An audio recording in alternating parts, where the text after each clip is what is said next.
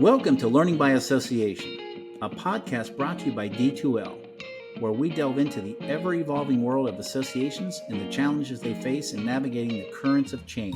I'm Bill Sheehan, and I'm thrilled to be your host. Join me and our guests as we explore the role learning plays in driving associations forward and how it can impact every part of your organization, from recruiting to engagement and renewals to staff development, business strategy, and more. So let's dive in. Hello, everyone. Bill Sheehan, Global Head of Association Strategy here at D2L. And it's another session of Learning by Association. And today I am both honored, excited, and privileged to be speaking with a dear friend and someone I've admired for quite some time, Bruce Rosenthal. I've known Bruce for a long time. We both have a passion for what I believe is probably one of the most critical initiatives right now for associations is creating consistent and significant non-dues revenue streams. And it's an honor to have Bruce here. Bruce is a very sought after speaker, and thank you for making the time to speak with us today, Bruce. If you could just give us a quick overview or background of your career with associations, and in particularly with regards to non-dues revenue. Sure. Thanks, Bill, and thanks to you and D2L. You and I always have great conversations about our work, both on the association staff side and on the service side. So good to compare notes here and share that information with our friends in the audience. I've worked for associations and nonprofit organizations throughout my career, and I was working for a big association a number of years ago. They had a very lucrative, though very eclectic corporate partner and sponsor program. They had 50-year-long corporate partners in 4 categories. They had 200 conference sponsors, logos on everything from shuttle buses to water coolers in the convention center. And they sold a la carte sponsorships of webinars and white papers. And they brought in an agency to completely revamp the program, pared it down to 20 companies in 2 categories year long, no conference sponsors, sold nothing a la carte. And the CEO asked me to run that new program as VP of Corporate Partnerships. And his kind of marching orders to me was to move our sponsorship partnership program from the transactional to the transformational. And we were partnering with companies that were the leading companies in providing product and service to members. But equally important to those products and services were the wealth of knowledge that those companies had. They had trends data, they had research, they knew what the pulse of members were, as well as the association did, because those companies were out there designing product and service and frankly, sales pitches. But to design the sales pitches, they needed to know what members' concerns were. What was interesting and challenging, that big changeover in the association's corporate partner program was 2009, 2010, just as the economy was in the doldrums. So we had companies that I knew were going to get no new business from members for the next couple of years because of the economy. And our job was to keep those companies in the fold, keep them part of the program. We were the priciest corporate partner program of any of the similar associations in that space. And other than one company that moved down a level and moved up a level during those next few years, we kept them all in. And that was really by creating, as I think about it, not so much a corporate partner program, but it was really 20 corporate partner programs, one for each company, because we really sat down with each company and talked about what their goals were, how those aligned with the association's goals, more importantly, how they align with the members' needs, and developed individual programs and content and webinars and research and other opportunities for companies to provide what members needed, and frankly, for the association to monetize that. Yeah, you hit on a good word too, because even at D2L, I mean, our whole mission is to transform the way the world learns, right? It's transformational, and you touched on something too, and I think it's still there, and you and I are seeing it quite a bit. It's the old heavy metal sponsorships, right? The bronze and the silver and the gold, and I think what's happening is that's transactional, right? To your saying, and I think and you touched on this from the supplier standpoint, but you've heard the old saying that if you've seen one association, you've seen one association. And I think it's the same with suppliers. We're not all the same. And when you're looking at transforming your sponsorship, I think You had that, you're taking that one at a time. In other words, don't try and get them to sponsor their dinners. And we get that. We understand there's expenses and those should be sponsors. And there will be some sponsors that want to help offset that. But really what you're doing now is saying, don't try to figure it out. Go talk to them, sit down with them and talk to them about, how do you reach how do you reach this audience? How can we help? And I want to touch on something real quickly because I am just almost through the book you just wrote, which is just, I mean, it's a great read. So it's called Mastering Association Corporate Sponsorships.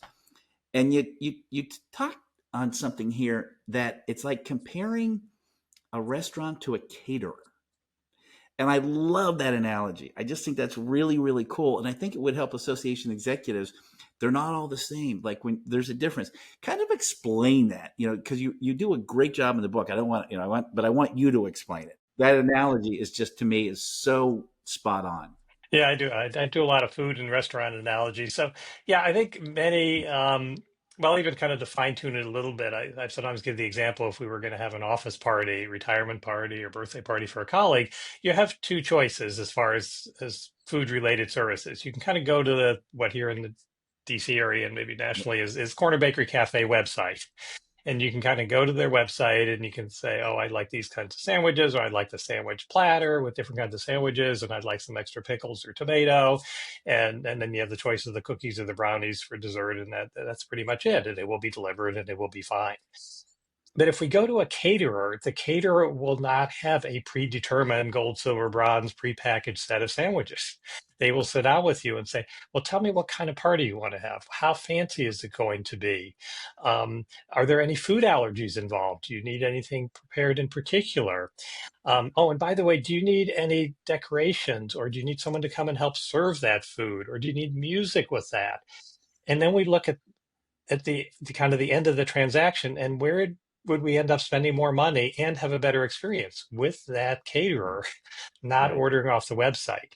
And I've seen a lot of associations that will take that platinum, gold, silver, bronze, aluminum, styrofoam, all the different levels. I've seen as many as 7, and basically put it on their website. Yeah. And you don't need to ask any questions. If you have any questions, you email sponsorships at xyzassociation.org. But it's very transactional, and Yeah. my team and I interview about 100 companies a year as part of our work with associations to help them with their sponsorship programs. And I was interviewing a corporate partner a couple years ago, and he said, from his standpoint, and let's look at it from the customer standpoint, he gets so many of those gold, silver, bronze, platinum prospectuses every month. Mhm. And he actually said, I am so frustrated with those. He said, if I get one more of those in the mail, I'm going to roll it up in a paper ball, I'm going to set it on fire, and I'm going to throw it in the toilet. I said, how do you really feel about gold, silver, bronze? But it is so transactional, and it is not a differentiator. And that's where we have the difference between the online sandwich shop ordering and the sitting down with a caterer.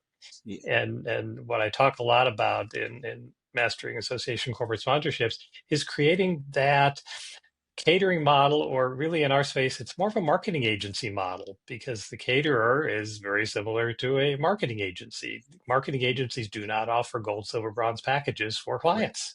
Right. And each client comes in, and whether it's D2L or an association, it's a conversation. It's not, here's what we offer. It's a conversation. What are your goals? What are your needs? What are you trying to accomplish? Who are you trying to reach? And then most of those marketing agencies would say, this is great. We took a whole stack of notes during this conversation. Let's set another call for next week, and we'll come up with some ideas for you. Yeah, and I like that idea of a marketing agency. You probably heard me talking about how associations need to start thinking a little bit more like media companies, right? There's analogies that, the media companies have a subscription market. The associations have members and distribution channels. They all need advertising. There's a lot of similarities between a media company and an association. And I think you're touching on something too that's pretty cool. They're also, from that marketing side, let's say the membership side, the marketing side, the sponsorship side, even communications, some of the others, you really got to understand the suppliers business model, and also what the suppliers, how they're going to define what is a successful investment or sponsorship within the association. And what's happening is you're trying to form, push these sponsors into a particular type of sponsorship package, which doesn't mean anything to them. And I know you've had a lot of conversations when you're talking to sponsors and they're like, oh my God, Bruce, this is like a ray of sunshine, where you're just saying, what do you want to do? So when you're talking about, when you think about sponsorship, there is a framework that goes into that. And you kind of touch on that a little bit in your book. Could you touch on that from like the association executives perspective on how do you really convince the powers that be that we have to move in a different direction? We have to transform, not transact. Well, one of the big concerns of association CEOs and boards is sticking with the association's mission, and that should be one of their major concerns, and the reason they do what they do. And so I talk about, how do you fulfill the mission?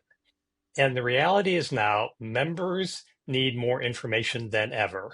Things have become much more complex. So for any association, education, healthcare, local government, manufacturing, retail, there's been a range of the 20 or 30 topics that they have always covered at their conferences. That Mm-hmm. is probably not included historically: tariffs, cybersecurity, Yeah. social issues, social unrest, political issues, global changes. And associations, whether they have 2 staff or 20 or 200, probably don't have all the bench strength Mm-hmm. to manage all Right. those topics. So just from the standpoint of education, there are very often companies that have already worked on some of those issues or done Mm-hmm. research on those issues and have answers on those issues. So talking about adhering to the mission. So we have members who need content, companies have content. And as you mentioned earlier, Bill, associations need money. So expenses are increasing, whether it's just cost of living or salaries or the increasing needs of the members. And so where's the money going to come from? Well, there are not too many associations that expect a huge groundswell of membership dues coming in. Right. Advertising is flat at best. And with the loss of print magazines for many associations, there's not a lot of ad revenue. Exhibitors might be holding its own. A lot of exhibitors are kind of cutting back on the size of the booth and all that. Um, and grants are good when we can get them, Mm-hmm. though that's money in, money out. And it really leaves sponsorships and partnerships as the only viable opportunity, because companies have not been cutting their sponsorship budgets for the most part. Right. And when I talk to companies and I ask them about their sponsorship budgets, and they say, oh, yeah, there's a change in our sponsorship budget. The last few years, we sponsored 30 associations a year. Next year, we're going to sponsor 22 associations. We're going to do an ROI analysis and determine where we are getting value, and we're going to put more money into the associations where there is value. So associations are leaving money on the table if they are thinking, oh, these companies must be cutting back. In fact, I have a friend who runs the CEO of a small association, and she told me a few years ago one of their top sponsors dropped out. And I said, well, why do you think that was? And she said, well, they must be cutting their marketing and sponsorship budget.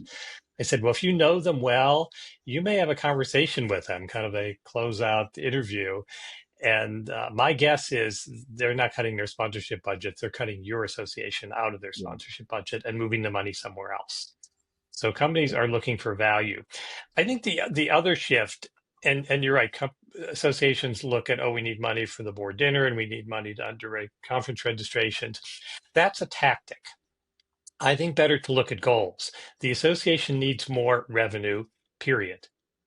So if one can increase revenue from and I always like to mention that everything Bill and I talk about in these examples and case studies can be scaled up or scaled down. So if we throw out numbers or size of association or size of sponsorship, scale it up or scale it down as you need to for your association. But if an association can move a conference sponsor from $6,000 to $50,000, as I've done with a number of Mm-hmm. clients, that's a lot of discretionary revenue that can be used for anything. So then Right. it's just a back end. Then just work with the accountant or the CFO to say, oh, we're going to take this sponsorship money and move it over here and pay for the board dinner, or use it to underwrite registration costs. Because Right. most sponsorship partnership revenue is discretionary. You do need staff to run the program. There are some hard costs. but it is very different than grants that are money in, money out. So take Yeah. the discretionary revenue from moving companies from very modest transactional conference sponsorships to year-long partnerships, and whether that's an increase from $6,000 to $50,000 or an increase from $15,000 for sponsoring the logos or the name badges of the conference to an $80,000 or $100,000 partnership, and then do the money moving on the back end to pay for what you need to pay for. That will be offer the company what they want, ask them the questions, find ways to work with each company, monetize it, and then use the revenue to pay for what you need to pay for within your association. Yeah, you touched on a number of important points there, and I think the old saying that about 80% of non-dues revenue comes from about 20% of the suppliers and associations, and I understand this because they are strapped resource time and the like, so they like to deal with that 20% because in their eyes those are the raving fans, those are the sponsors you can always go to. But that other 80%, that is a gold mine because you gotta find a way to deal with those and ask what can we do to help you reach this audience. That other 20%, you can always ask, hey, what else can we do, right? To make this maximize your investment. Part of that, one of the biggest things I think associations offer besides networking is education. And education should not be given away for free, right? Because it costs you money to produce that content, to disseminate that content, and to upgrade that content. And that should be paid for. And I think sponsors are starting to get a little bit smarter, understanding the expenses of an association, and maybe we can be a little bit more innovative and maybe help sponsor the LMS or even your AMS. Just brought to you. Are you seeing some of that now? In your dealings where they're starting to look and say, "Hey, listen, even hey, we don't need to reach all your members. I need to reach 600 of them. That's it. Get me there, and I'll pay a premium for that." Are you seeing that? In some of the conversations and interviews you're having with your association clients and their members. Yeah, reaching a segment is a huge shift, and it totally flips the model that we've done for many decades with sponsorships and partnerships. The more people in the room, the higher the fee. Mhm. And Yeah. when I was working at the association years ago, I would always have conversations with the top corporate partners on the last day of the conference and the expo and ask them how it went. And it was also often around the time we'd be talking about renewals. And there was a company that was one of our top year-long corporate partners. And I said, how'd the show go? How do things look for next year? And they said, we're out of here. We are done. And I said, what do you mean? We had, and again, scale up or scale down based on the size of your association, 9,000 people at the conference, 4,000 members. Exhibit hall was packed for 3 days. And I mentioned that to the company, and they said, Bruce, based on what we are selling, based on the demographic of the person we need to reach 400 of your members. We could not find the 400 out of the 4,000 members. We can't read name badges that Yeah. fast. Yeah.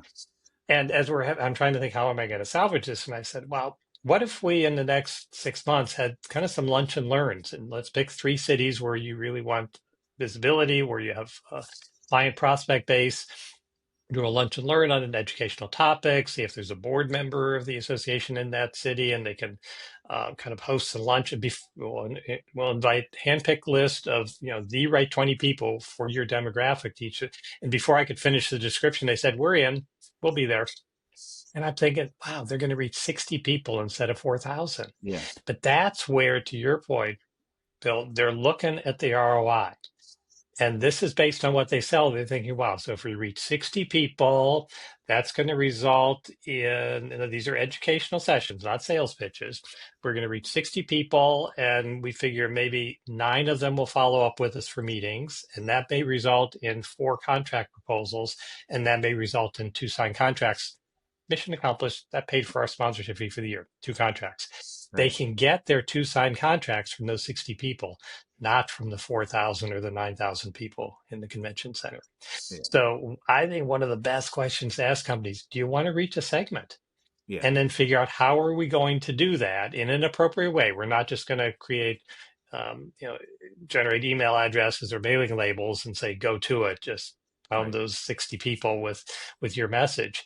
Um, But it also involves finding the right person, senior enough person in the company, because often our main contact that the association has with the company is the exhibit person who may Hmm. be very good at what they do in the exhibit hall. They're probably not there, and they're usually looking at numbers. How big are our logo signs in the convention center? How many badges did we scan?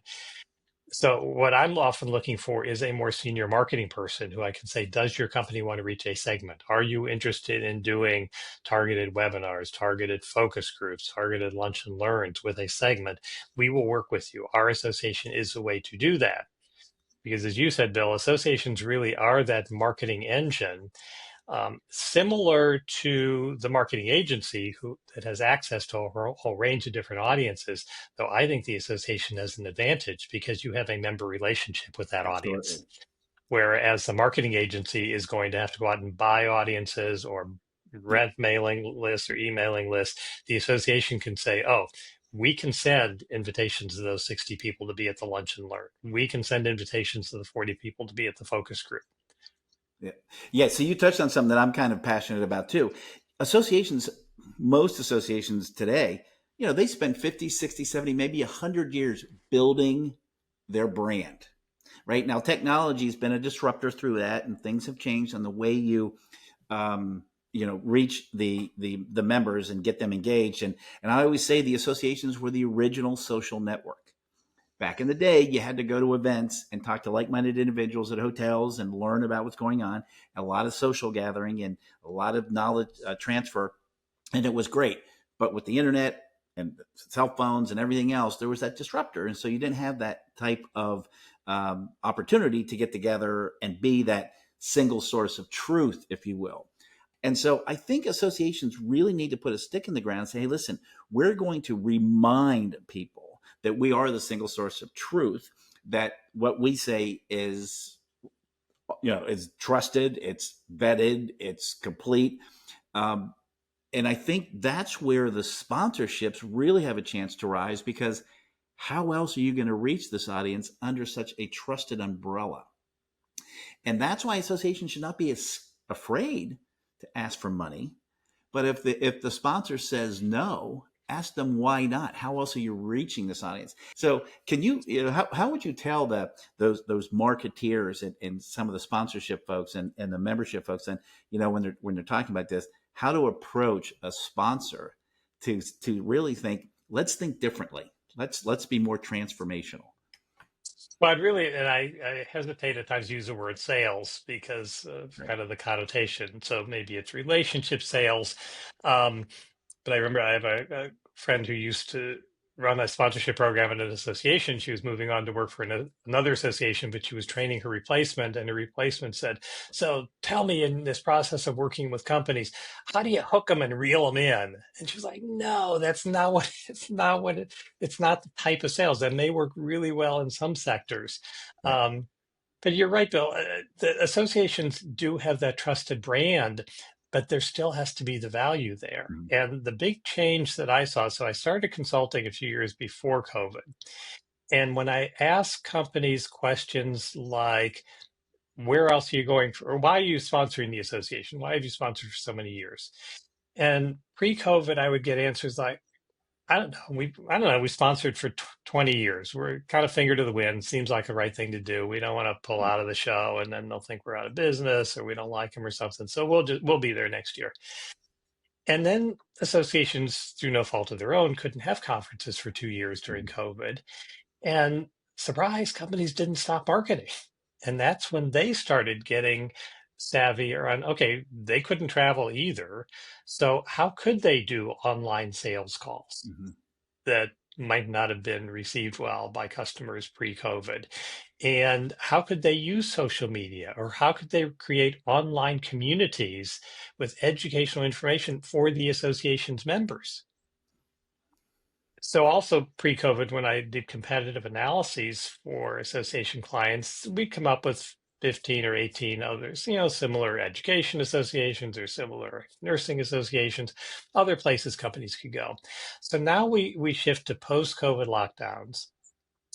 Companies have figured out how to use all the online platforms to do sales presentations and to talk face to face and have meetings and bring different people into the room.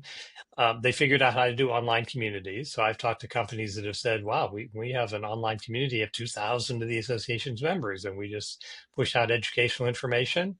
And we have that little link at the bottom. Would you like a sales demo? Would you like to talk to a salesperson? So that's how they achieve their ROI. And and also then when I do the competitive analysis for associations, now I'm coming up with 50, 60, 70 competitors.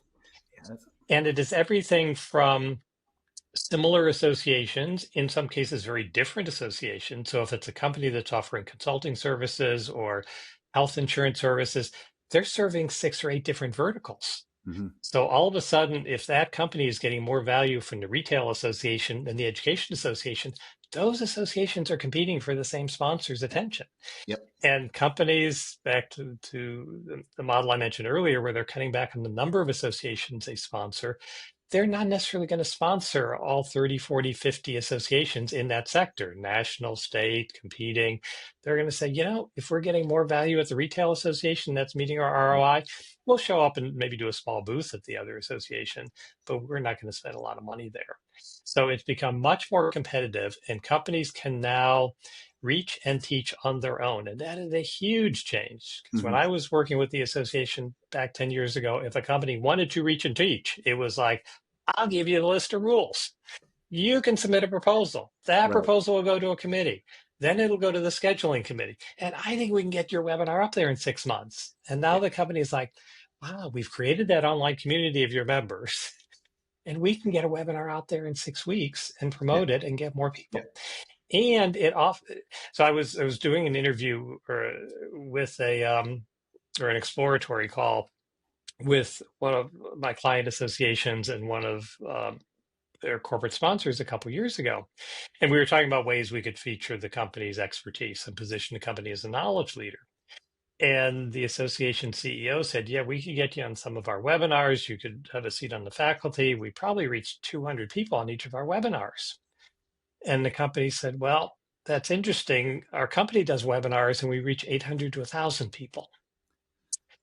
And I thought, is this going the wrong direction real fast? But then the company said, and this goes back to your comment earlier, Bill, about the association being a trusted leader. The company said, what we lack on our webinars is independent thought leadership. Yeah. All of the people, even though these are educational webinars, all the people on the webinar are our company's execs. So what if the association CEO or board chair or committee chair or staff expert, subject matter expert, was on our company's webinar, reaching 800 to 1,000 Right. people? A win for everybody. So again, this is where the association can monetize this. Sure, we'll do that if you're a top level, you're a long corporate partner. And the association's reaching a larger audience. So it's not an either or. There's definitely room for the association's webinars, but for the association to work with the company on their platforms, and actually one of those relationships became so successful that the corporate partner company called and said, we'd like to do a video on the success of this partnership. Could the association CEO be available for an interview with our company CEO? Because we want our customers and shareholders to know about our alignment with that trusted source. Yep. And see, I think that to me is really more holistic than we're even talking about, because now all of a sudden, because of this conversation you had versus a monologue, here's our sponsorship, pick one, you actually had a conversation. And what came from that is not only the chance to maybe increase sponsorship and define what the success looks like for return on investment, but now you're even getting further out to saying now we're almost helping with membership acquisition. You got other people that are not familiar with your organization, but are familiar with that supplier, right? Never knew about this association or didn't know much about it. So just those conversations begin to touch more than just non-dues revenue, but you're looking at membership engagement, you're looking at membership acquisition, you're looking to increase membership renewals as well. So I think it's really all starts with that conversation. And when you really want to go in and start asking and considering what you need and what your sponsorship could do and what you can bring together, how does an association executive begin to say step away from their day-to-day stuff and say, I gotta think differently besides reading your book? How else could they do that? Well, I think that, one of the challenges, and you touched on this earlier, Bill, when you asked, where's the pushback from association CEOs and boards? And sometimes when we start or we mention the idea, oh, let's have conversations with companies, then it's like, uh-oh, what if they ask for X and we Right. can't do that? What do we do then? Then we're really in trouble. No, you're not in trouble. You just, maybe the deal works and maybe it doesn't. And that's a very different mindset because I think historically it's like we got to go out there and sell 100% of the sponsorships that we offer to companies. And I worked with a lot of associations where sometimes it works really well, and other times it's like, we've had 4 conversations, and the company just they want to co-brand stuff, and they want exclusive rights to research, and the association's mission and needs of its members come before anything Hmm. else. Hmm. And it's those requests from a prospective sponsor partner company do not align with mission and member needs. It's like, let's just step back and it's say to the company, you can buy an ad, you can get a bigger booth. We hope to see you at the convention. Maybe we should talk again in 6 months.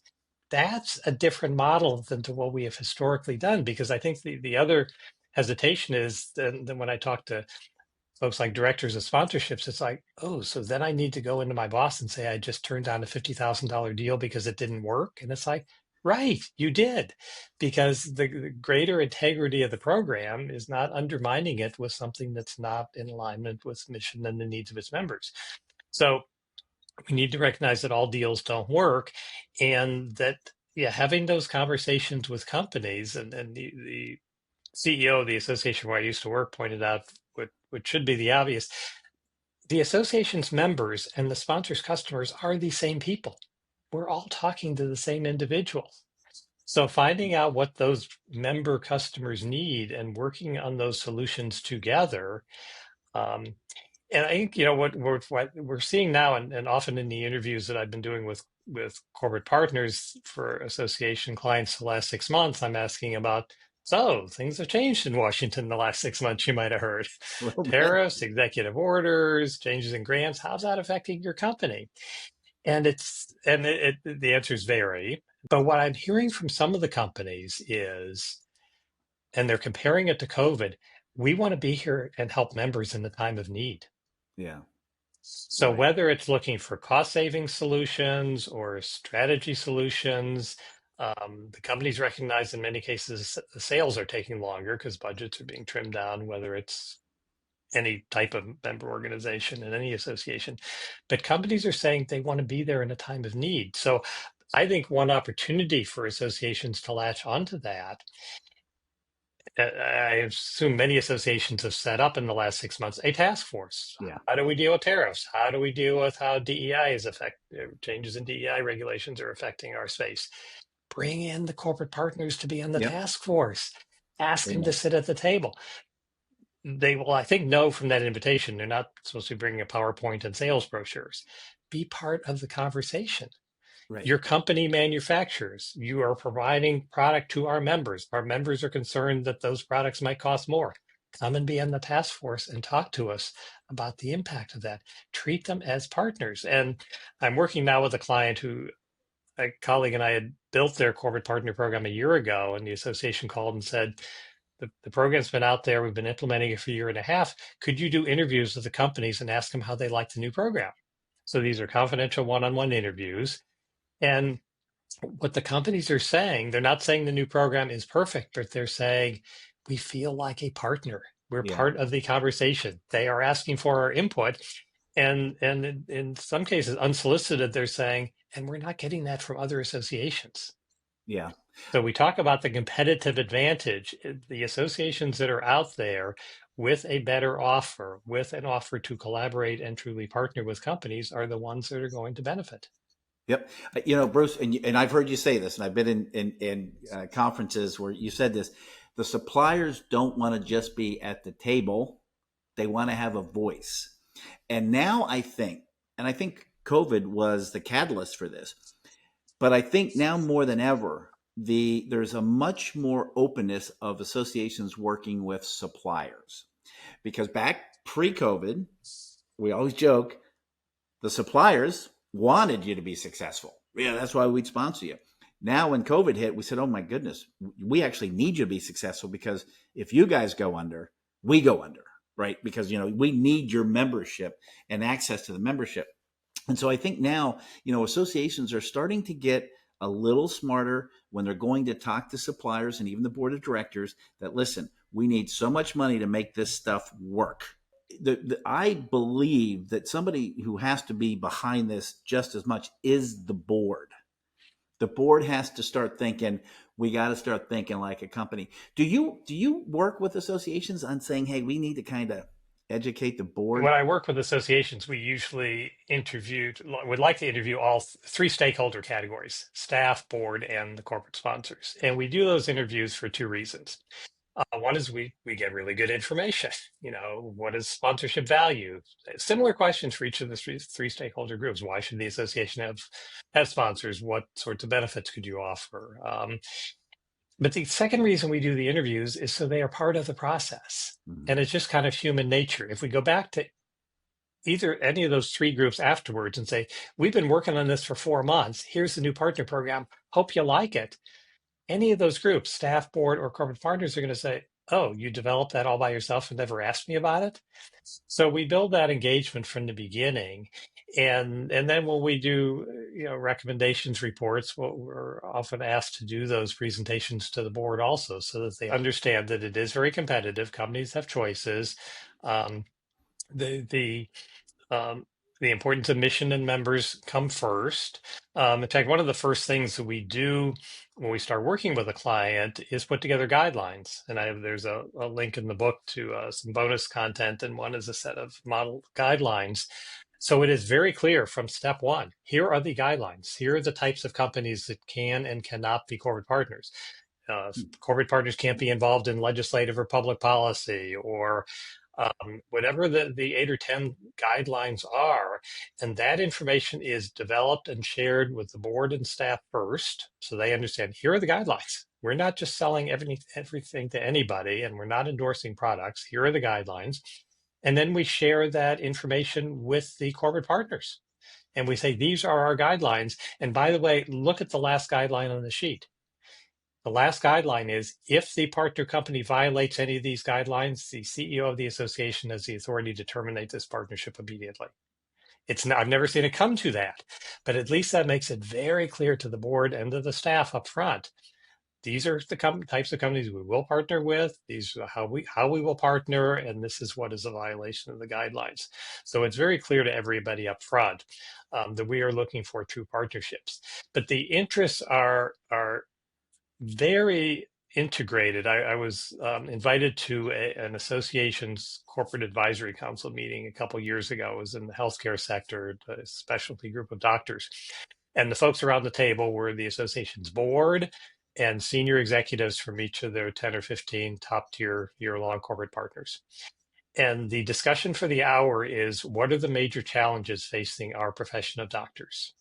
So they went around the table with board members and corporate partners answering that question on the biggest challenges. If I had been blindfolded, I would not have known who was answering the Mm. question, because they identified the same issues. So then their next step after identifying the top issues was to divide up into task forces. So let's have a task force with 2 corporate partners and 3 board members to work on a communication to insurance companies on how their policies are inconsistent with providing quality care for their insureds, our patients. Or, here, let's get these 3 folks together, the 5 folks, to go and talk to a federal agency on how their regulations are impeding quality care. So that is partnering. That is, as you said, Bill, being part of the conversation, not being asked to sponsor the conversation. So it's not asking, oh, could you send us $5,000 for lunch for a task force meeting? It's come to the advisory council meeting and share your expertise. And then I think that's when board members begin to see, yes, there is real value. We could not do this on our own. When the suppliers come to the table, like you're saying, and you create that dialogue, they'll tell you what they will pay for. All you got to do is provide that, right? So you're not even asking, you're actually creating a symbiotic relationship with them. Non-dues revenue, for some reason, always had a negative connotation in the industry, right? Oh, we can't ask members for our money, right? We can't do that. We're a nonprofit and the like. So two things. I Are you seeing that kind of start to change? In other words, like we don't have a choice but to really go out and generate non-dues revenue, we need to think differently. So are you seeing that change in the way non-dues revenue is perceived? So the first one, yes, there is a change, I think, for the better. I was interviewing the CEO of a client association. It's an association in the nursing space. He's a trained nurse, CEO of the association, and we were talking about, what is sponsorable and what the opportunities were in the association. And throughout the interview, he keeps saying, "And we need to monetize that, and we need to monetize this." Yeah. And then he kind of said, jokingly, he said, "Well, but I'm just a nurse. What do I know?" He's a nurse running a nursing association, and he recognizes things need to be monetized. Now he's got a CFO to make sure that they're in alignment with how much non-dues revenue and if they need to be involved in UBIT and all that.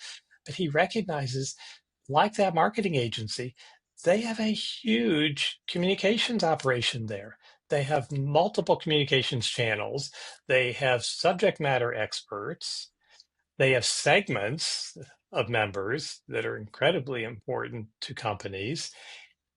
And it's a huge communications empire that can Mhm. be monetized with the right guidelines. And in fact, most of that is not subject to UBIT. Right. Because from my non-lawyer understanding of UBIT, if there's not an inducement to purchase, if it's not like come to our company's webinar and we'll give you a 10% coupon on our next purchase, then it's not subject to UBIT. So Right. you can get $500,000 from a corporate partner for a sponsorship program. And when I worked at the association, sponsorship fees weren't quite that high. The only thing we would do is we would segment the revenue coming in. So if it was a $150,000 partnership and 10,000 of that was used for the booth for the conference, sure, accounting folks would separate that and we pay the UBIT tax on that. But the Yep. other 140,000 That's right. was not subject to tax. Yep. And the other metric is the association at that time was bringing in about $1.8 million from corporate partners. I was the only full-time staff person. So do the math on whatever my salary, benefits, travel, overhead was. Kevin. Most of that money was discretionary revenue. And like many associations, the most valued department on staff was the public policy staff, Oh yeah. which brought in zero revenue. Well.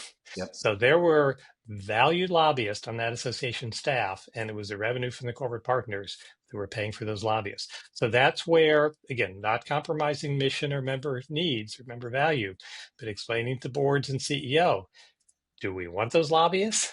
Members want those lobbyists. We need Yep. those lobbyists. How are we going to pay for them? We probably can't do a GoFundMe campaign for lobbyists. And instead of kind of doing a nickel and dime, oh, can we get $3,000 for the board dinner? Let's get $100,000, $200,000 corporate partners with discretionary revenue to pay for those programs. Right. Yeah. And that starts with a conversation, right? They have to understand the association and what it does, because you're touching on something too that I think is important. And in your book, I think you had where you invited a sponsor in to the association, and they spent the day there, right? And they had the continental breakfast, and then they kind of met with the CEO, and then they went and met with each department. And if you think about that, and I've been in both trade associations and professional societies where you have individual members and trade corporations, and a lot of times when they're either frustrated or not renewing, the answer is, well, we didn't see a return on investment or a return on our value. And the question is, well, what are you expecting? And we do all that stuff. Like I never knew that. And so I think in your book, you touch on that. I think the sponsors, don't be afraid to bring them in and show them kind of how the sausage is made, but expose them to the association. Yeah, the association probably had about 50 staff in the headquarters office, and I would invite corporate partners in. And it also gave the opportunity because the companies would often send two, three, four folks. So we'd have more contact than just the primary person that I was in touch with on a regular basis. And yeah, we'd start off with bagels and coffee with the senior staff, and then a private meeting with the CEO.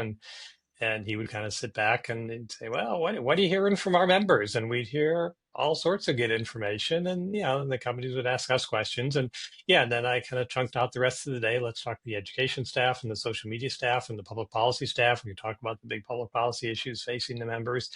And the companies, it was a wealth of information. And again, comparing this to kind of a marketing agency or PR agency model. I mean, here in DC, there are companies that are paying hundreds of thousands of dollars for that expertise. Oh yeah. Because I remember when I worked for associations, sometimes I would get calls from some of those marketing agencies saying, "Oh, we have a client who's in DC and they need to know about your profession. Could you come and meet with us for an hour?" And I'm like, "I'm giving away my time so your company can make big bucks meeting with this client. Let us be like that agency Yeah. and bring those companies into the office." And we would often, and actually, the one other part of the day that um, we got staff to attend because we provided lunch, which is always a good Yeah. enticement, is a presentation by the company. And I would coach to all staff, and I would coach the companies ahead of time. Don't start off with your first slide talking about the history of the company and the second slide talking about your org chart and all that. Start with a slide with a case study of how you helped a member. And whether your company is a bank or a technology company or a developer or cybersecurity, whatever it is, talk about a case study of how you are helping members. And at the end of one of those presentations, the VP of education for the association pulled me aside and she said, "You know what that company said was really interesting. I'd like to get them on an education panel at our conference that's coming up in 6 months." And yes, that is what we were talking about. That is talking about partnering. So I think it also conveys to your earlier good point. How do we get staff involved? This is all staff recognizing Yeah. the value of companies and how they are helping members. Yep. Um, and we've talked about ROI a couple times. I think in those exploratory discussions with companies, we can ask them what their ROI is. How does your company define success? Yeah. Now, if the company says, "Oh, we need two signed contracts," how are you going to get us signed contracts? Association doesn't do that. We Right. don't sell for you.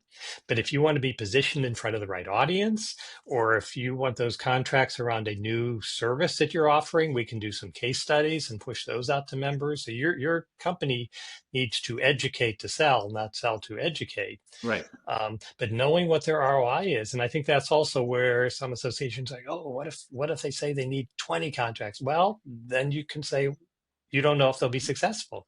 You need to Right. come up with something that's reasonable. But having those discussions, and if nothing else, showing interest and empathy in the company's goals, their objectives, where they're going this year, what challenges they're facing because of executive orders, goes a long way in I, building the relationship. I agree. It's really about developing a genuine curiosity of your members. Because if you're just trying to force them into checking off the bronze, gold, silver, and what have you, it's never going to work. That company needs to drive revenue every day, and we're going to find a way to do that. If you can help us and educate us and open these opportunities for us, we'll pay a premium and we'll be a raving fan. But if you're trying to put me in that thing where you get a full page ad in the magazine or the digital magazine and you'll sponsor the board dinner, those days are over. As we close up on this, Bruce, and I don't want to put you on the spot, but if there were one or two things, if you had to go into an association and say, you got to go from transactional to transformational, what would your advice be? I think that a couple questions for staff, and this could be done as a board exercise also. What do members need? What information do they need? Are there new topics that are being covered? What do members need to be successful? What does your association need to be successful? And has your association done a competitive analysis? Because I find a lot of associations, so you're absolutely right, Bill. Associations have huge amounts of brand equity, but most associations are no longer sole source. And a lot of this Yeah. is the post-COVID, now that anybody can reach anybody anytime on Zoom, Teams, whatever, and they can reach and teach, and they can be pushing content out there in social media all the time. We need to be aware of the competition. And I think we see this just even within the association space. And I think maybe useful to ask association staff, where do you get information? Is it from a certain Yeah. association? Is it a niche association? Are you the HR director? Do you get most of your information from SHRM, or are you the marketing director? Do you get most of your information from Is it from the big association in our space, or is it from a marketing association, or is it from a listserv, or is it from an online networking group of marketing folks that meet every Tuesday morning? So I think we can kind of look inward. Where do we as association professionals go for information? And then to look at our members, where are they going? Are they always coming to the association? And if not, are those members sometimes go among the 800 to 1,000 people going to the corporate partners webinar? Yeah. And can we partner with those companies? Because I think because it is the wide open spaces of reaching and teaching everywhere, anytime, 24/7, how can we partner with companies to meet the needs of members? Yep. Bruce, So it's been a very fast hour, as always.